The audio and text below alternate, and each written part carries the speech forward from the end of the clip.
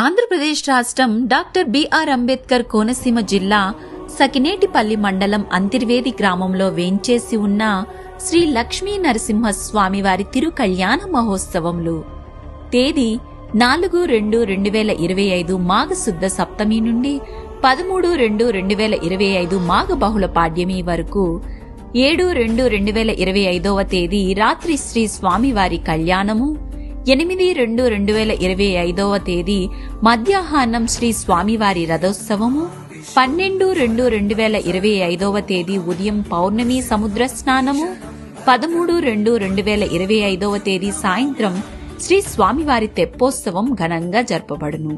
రండి, తరలి రండి, శ్రీ లక్ష్మీ నరసింహస్వామి వారి కళ్యాణము చూద్దాము రారండి.